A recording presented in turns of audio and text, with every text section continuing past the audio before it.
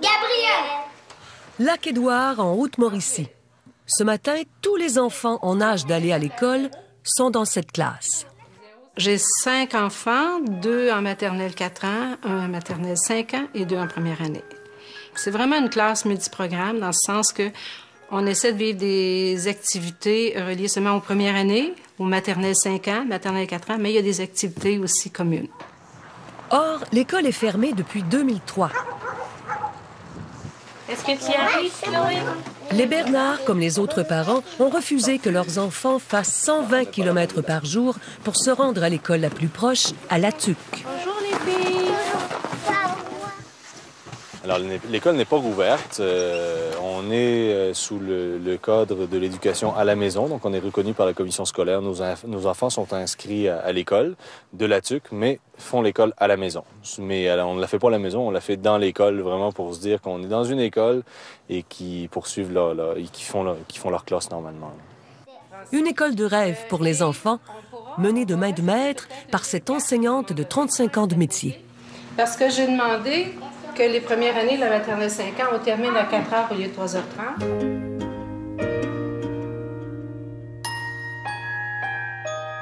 Si on va vérifier dans le programme du ministère, alors au niveau des compétences, des apprentissages, c'est vraiment les mêmes apprentissages que les autres enfants qui le font.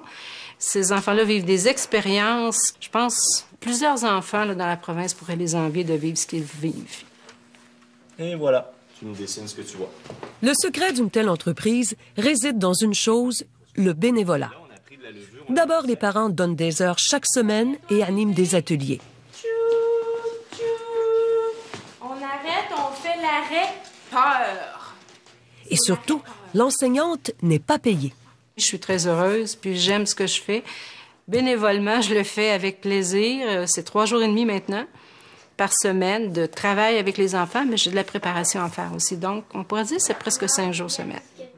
Selon la convention collective, un enseignant ne peut pas être affecté au-delà de 50 km de son école.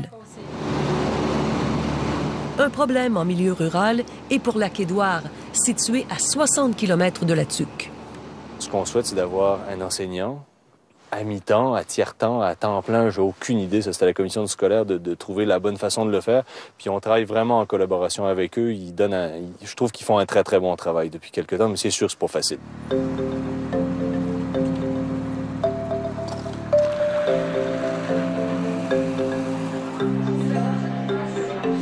La lutte des parents pour leur école est devenue le combat de la communauté. Le maire Larry Bernier, lui-même enseignant à la retraite, est déterminé à ravoir une école pour son village. En conséquence, il est proposé appuyé par et résolu que la municipalité de Lac-Édouard continue d'appuyer le projet de la petite école en fournissant un local classe chauffé et éclairé, en rendant accessibles les services et espaces relatifs à l'éducation des élèves. Elle est également prête à fournir au besoin un hébergement de fonction aux futurs enseignants ou enseignantes dans ces appartements attenant à l'école, et ce, gratuitement. Quand l'école a fermé en 2003, 4 jeunes familles ont quitté le village. Aujourd'hui, les parents veulent renverser la vapeur. Tant qu'il n'y aura pas d'école, les gens ne s'installeront pas. On a la difficulté, nous autres, au niveau des entreprises, à garder du monde parce qu'ils ne peuvent pas s'installer. Les gens qui ont des enfants qui travaillent chez nous, ils vont faire quoi avec les enfants? Les amener à La Tuque ou ailleurs. Donc, on ne peut pas le faire pour le moment. On espère que ça va grossir, mais le Lac-Édouard est vraiment en train de grossir tranquillement, pas vite, et puis ça prend une école pour faire ça. Pourtant, ce village sur les bords de l'immense Lac-Édouard a déjà connu la prospérité.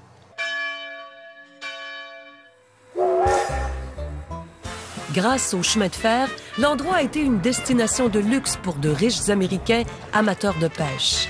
Les habitants ont vu toutes sortes d'extravagances, comme ce télégraphe personnel transporté en pleine forêt pour garder contact avec New York.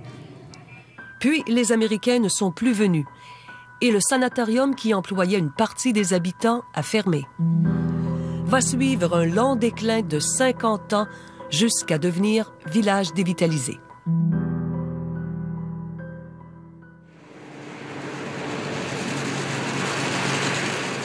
Aujourd'hui, Lac-Édouard est en mutation.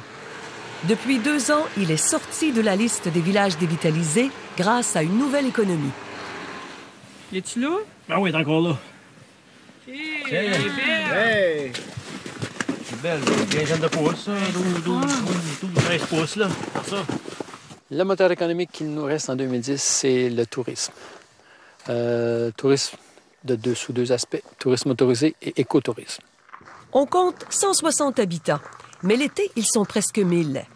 Grâce aux pourvoiries, les principaux employeurs, et à la villégiature. Les pépé boomers s'en viennent, hein?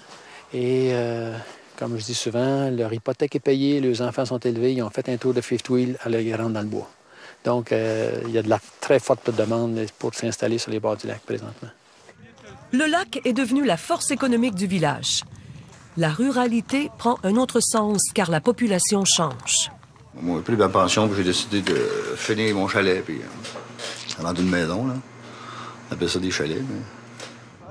La municipalité est petite et éloignée. Il n'y a pas encore de téléphonie cellulaire. Pas de câbles aux distributeurs, mais des coupoles pour la télé et Internet. On trouve de l'essence grâce aux pourvoiries. L'épicerie est fermée depuis belle lurette, mais Linon Boivin tient toujours son dépanneur. Un petit peu de cuisine, plus de dépanneur. Je fais l'enregistrement de la Zec-Kiss-Kissing l'été. Puis j'ai les boîtes postales.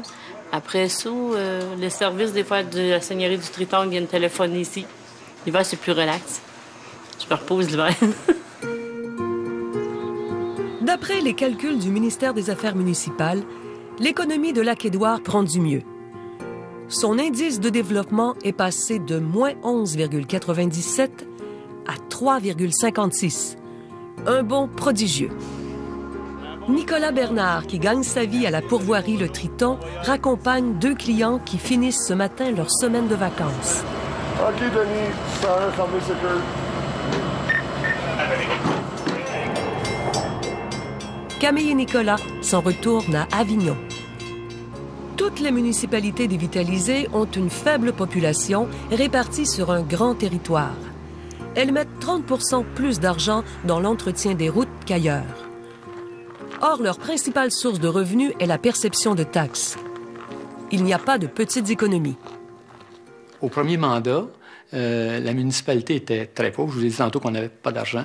Donc, on s'est dit, bien là, il faut essayer de fonctionner avec le peu qu'on a.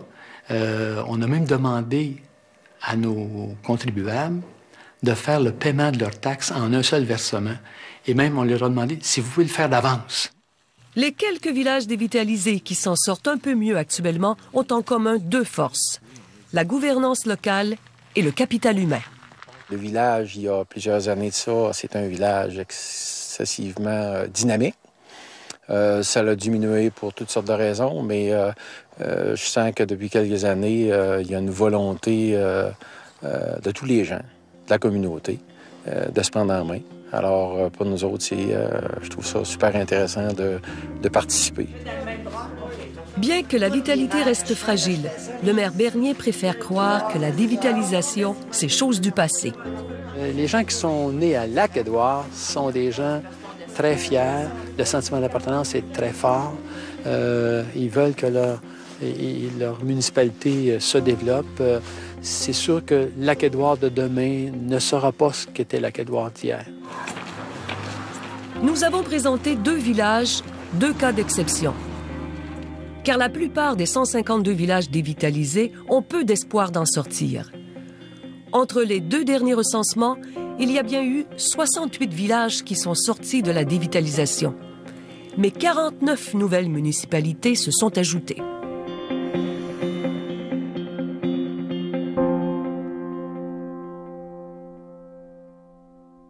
Bonne nouvelle, une institutrice de la TUC enseigne maintenant 2 jours par semaine au Lac-Édouard. Le reste de l'enseignement continue d'être assumé par les bénévoles. La question de la semaine maintenant. Quelle est la province canadienne où la population rurale est la plus importante au pays? On vous donne la réponse à la fin de l'émission. Pour l'instant, on va à la pause et au retour, comment se fait-il qu'on trouve presque uniquement de l'ail de Chine dans nos supermarchés?